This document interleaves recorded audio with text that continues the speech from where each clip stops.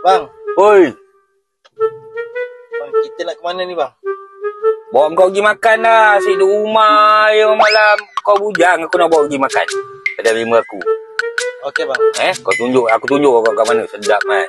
Pizza ada, mi ada, Toto ada. Oi, macam-macam. Ikut je aku. Jom. Call the doctor, page the nurse, 'cause the pain is getting worse.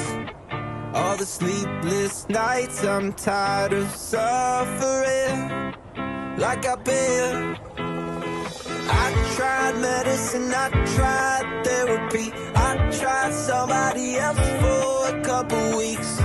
Sampai sudah di Kopizza.co. Ini kedai makan, bukan ni kedai peguam.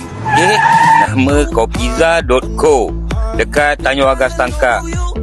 Environment dia memang tenang, cantik, bersih. Yang penting bersih. Kuku tak panjang. Okey. Sementara kode makan tu, aku belik-belik dah dulu dekat dia punya tempat site buat dia, dapur dia lah. Senang kat dapur dia, tengok dia buat dia. Kau tengok portion dia banyak, tak kedekut. Buat pizza. Ni pizza 4 benua dipanggil agaknya lah. Aku tanya owner 4 benua. Okay, ini dia buat siap-siapkan semua. Tempatnya memang bersih. Okay, ni antara makan-makannya kode. Nampak menarik. Syok, rugi kalau korang tak datang. Ini air Makisa Ice, ada latte ice, ada matcha strawberry, ada salt caramel, choco chip semua, bolognese chicken chop.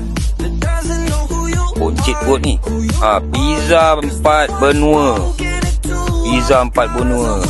Dekat tempat P tu pun tak jumpa 4 benua. Okey, nasi goreng udang galah. Portion dia, kau tengok udang dia tak kedekut. Soto ayam siap bergedil, rasa ala-ala kampung, memang terbaik. Ini dia mi goreng kerang. Kau tengok portion dia, punya mi dia banyak. Kau makan seorang confirm sampai besok kau tak makan.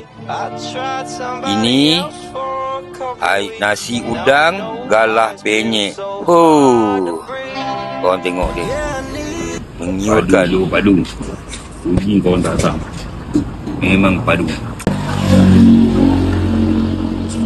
Malaysia. Tadi apa nak? Lembut. Agak mat. Tadi apa?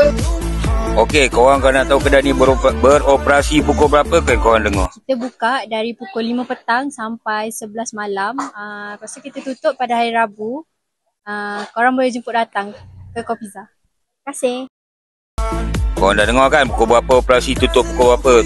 Jangan risau bab parking, walaupun dia tepi jalan besar. Parkingnya luas, boleh letak lebih kurang dalam 15 hingga 20 biji kereta, alright? Apa-apa korang boleh nak buat tempahan, boleh book. Aku ada tertera nombor di atas Kopizza, okey?